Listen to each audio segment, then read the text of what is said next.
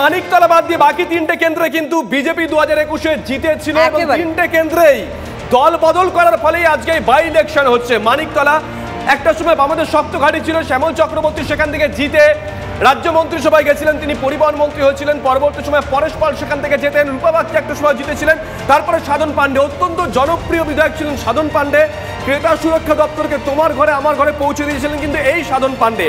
তার প্রয়াণের পর 3 বছর 3.5 বছর সেই জায়গায় শ্রেয়া পাণ্ডে তিনি লাগাতার কাজ করে গেছেন। শ্রেয়াকে টিকিট দেয়নি, বরং শ্রেয়ার মা শুক্তি পাণ্ডেকে তৃণমূল কংগ্রেস টিকিট দিয়েছে। আপডেটটা নিয়ে নেই এই মুহূর্তে মানিকতলা থেকে যে আপডেট আসছে। তৃতীয় রাউন্ডের শেষে মানিকতলায় এগিয়ে তৃণমূলের শুক্তি পাণ্ডে এগিয়ে আছেন তিনি 13,148 ভোটে এগিয়ে তৃণমূল কংগ্রেস প্রার্থী শুক্তি পাণ্ডে। মানিকতলায় পিছিয়ে বিজেপির কল্যাণ চৌবে। পবিত্র গান্ধী ঘোষ আমাদের সঙ্গে রয়েছেন, তার সঙ্গে রয়েছেন শ্রেয়া পাণ্ডে। যেই শ্রেয়াকে আমরা দেখেছিলাম তার বাবার প্রয়াণের পরে কার্যত গোটা মানিকতলা চষে ফেলেছিলেন শ্রেয়া পাণ্ডে। মানিকতলা অত্যন্ত জনপ্রিয় শ্রেয়া রয়েছেন প্রদীপ্তর সঙ্গে। প্রদীপ্ত, দেখো এই মুহূর্তে 13,148টি ভোটে এখানে শুক্তি পাণ্ডে এগিয়ে রয়েছেন এবং সাধনবাবুর প্রয়াণে এই আসনে ভোট হচ্ছে এবং সেখানে প্রার্থী সাধনবাবুর সহধর্মিনী যিনি এই মুহূর্তে এগিয়ে রয়েছেন, সাধনবাবুর কন্যা শ্রেয়া পাণ্ডে আমাদের সঙ্গে রয়েছেন, কথা বলে নেব তার সঙ্গে। শুক্তি পাণ্ডে এই মুহূর্তে 13,000-এরও বেশি মার্জিনে এগিয়ে, 13,148 ভোটে এগিয়ে আছে। এই আসন নিয়ে কোথাও একটা কন্ট্রোভার্সি তৈরি হচ্ছিল, আপনি প্রার্থী হলে ভালো হতো, মা প্রার্থী হয়েছে আপনি নাকি মনক্ষুণ্ণ, এরকম কোনো বিষয়? দেখুন, এটা মিডিয়া এটা করে এবং আমি জানি না এটা কোথা থেকে এসেছে যে আমার এবং আমার মায়ের মধ্যে কোনো দ্বন্দ্ব আছে। আমি আমার মা বাবা খুবই ক্লোজ এবং সে কাজ করেছি, সে মনক্ষুণ্ণ না, কার ওপর মনক্ষুণ্ণ সেটা এইসব কোনো বিষয় না। আজকে খুশির দিন, আনন্দের দিন। মা 13,000। আপনি তো নিজে ওই এলাকা চষে ফেলেছিলেন, বাবা মারা যাওয়ার পর এই এলাকা নিজে নার্সিং করতেন, তো আমি নার্সিং করেছি, দেখুন সুন্দর ফল। আমার মা কি আমার বাইরে? আমি তো আমার মায়ের সন্তান। আমার মা আমাকে জন্ম দিয়েছেন, আমার জন্য অনেক কিছু করেছেন। আমার বাবার ব্যাক সাপোর্ট, যে কোনো পলিটিশিয়ানের ব্যাক সাপোর্ট তার ফ্যামিলি হয়। আমার বাবার পুরো রাজনৈতিক জীবনের ব্যাক সাপোর্ট আমার মা ছিলেন এবং তিনি যেই জায়গাটা পেয়েছেন আজকে, আমি মনে করি তার সৌভাগ্য, আমাদের সৌভাগ্য। কারণ আমার মা যেভাবে আমাকে নার্চার করেছে, আমি তো তার থেকেই নার্চারিংটা শিখে কনস্টিটিউয়েন্সি থেকে নার্চার করেছি। আমি মনে করছি আমার মা আমার থেকে অনেক সুন্দরভাবে আমার বাবার মতো করে নার্চারিং করবে। 31 নম্বর ওয়ার্ড নিয়ে নাকি সমস্যা আছে, কিছুক্ষণ আগে মা আমাদেরকেই জানিয়েছেন 31 নম্বর ওয়ার্ড। দেখুন, আমি মনে করছি কোনো ওয়ার্ড নিয়ে সমস্যা নেই। আপনি বিভিন্ন সময় মানিকতলা উপনির্বাচন নিয়ে যদি কোনো নেতা মন্ত্রীর বক্তব্য আগে শুনে থাকেন, যারা মানিকতলা এসেছে তারা কিন্তু প্রকাশ্যে বলেছে যে মানিকতলা উপনির্বাচন হবে, 1,000 ভোটের কাছাকাছি হবে।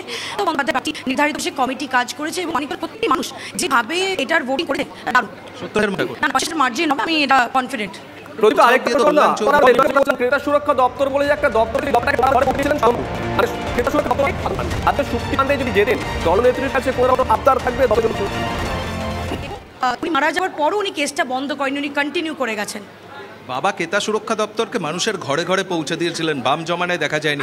মায়ের তরফে কি কোথাও আবদার থাকবে? এটা আমরা কিন্তু একটা মন্ত্রীর অফিস যেভাবে উনি মারা যাওয়ার সময় ছিলেন সেইভাবে ওনার অফিসটা কন্টিনিউ করেছি এবং আমাদের এখানে কোনো কারোর বিরুদ্ধে লড়াই নেই। আমরা আগেই বলেছি যে সিপিআইএম এবং বিজেপি দুজনেই আমাদের ভোট দেবে। তৃণমূল নেতৃত্ব বা বান্ধবী আপনার মা, ফলে মন্ত্রিত্বের কোথাও একটা আবদার? দেখুন, আমি এটা বলতে পারবো না, এটা অ্যাবসলিউটলি মমতা বন্দ্যোপাধ্যায়ের ডিসক্রিপশন। আমার মা ওনার বান্ধবী, ওনার সঙ্গে আমার মার ব্যক্তিগত সম্পর্ক আছে।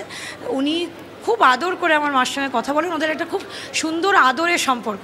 আমি সেটাকে দেখি এবং সেটাকে আমি খুব মানে খুব এনজয় করি যে ওরা যেভাবে কথা বলে এবং খুব একটা মাননীয় মুখ্যমন্ত্রী হঠাৎ করে তুই করে কথা বলেন, ওদের একটা খুব সুন্দর একটা দুটো মেয়ে কথা বলছে এরকম একটা ফিলিং হয়। প্রদীপ, তো আরেকটা প্রশ্ন করো না, সাধন পাণ্ডের প্রয়াণের পর শ্রেয়ার ঘাড়ে অনেক দায়িত্ব ছিল। শ্রেয়াকে গোটা মানিকতলা বিধানসভা কেন্দ্র চষে বেড়াতে হয়েছে, দলীয় কর্মীদের কাছে পৌঁছতে হয়েছে, মোটিভেট করতে হয়েছে। আজকে মা বিধায়ক হয়ে যাওয়ার পর শ্রেয়ার কি দায়িত্ব কমবে? দেখুন, প্রচার আমি ডোর টু ডোর তার আগে করেছি। এমন কোনো ব্যাপার নয় যে ডোর টু ডোর করতে গেলে তোমাকে ভিডিওর সামনে করতে হবে। যথেষ্ট মানুষের সঙ্গে আমার জনসংযোগ আছে। যে জনসংযোগটা সারতেন এতদিন, মা বিধায়ক হয়ে যাওয়ার পর কি কিছুটা দায়িত্ব কমে যাবে? কারণ বিধায়ক পেল মানিকতলা, বিধায়ক পেয়েছে, আমার মা সম্পূর্ণভাবে কাজ করবে এবং 3.5 দায়িত্ব কমবে না বাড়বে? দেখুন, আমার দায়িত্ব, আমার বাবা যেদিনকে অসুস্থ হয়েছে তার পরের দিন থেকে হিউজ বেড়ে গেছিলো। তো 3.5 বছর আমি চুটিয়ে কাজ করেছি, মানে এমন কোনো গলি বাড়ি ঘর দৌড় নেই যেখানে আমি কাজ করিনি। এবং সেই শিক্ষাটাও আমাকে আমার মা দিয়েছিল, এবং যেখানেই আমি আটকাতাম আমি ওনার কাছে যেতাম, ওনার গাইডেন্সেই বাবা চলে যাওয়ার পর আমি কাজ করেছি। উনি অনেক জায়গায় আমার সঙ্গে যেতেন। তো এমন কোনো ব্যাপার না, আমার পরিবার 9 বার জিতেছে, এবার 10 বার, তো ইটস আ সেলিব্রেশন টাইম।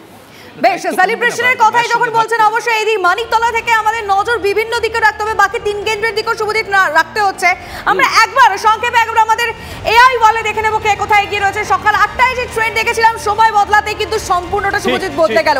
আমরা প্রথমে 2-2 দেখেছিলাম, এখন ইকুয়েশনটা টোটালি চেঞ্জ। দেখুন, মানিকতলা, রানাঘাট, দক্ষিণ রায়গঞ্জ, বাগদা সব ক্ষেত্রে এই মুহূর্তে তৃণমূল কংগ্রেস এগিয়ে রয়েছে।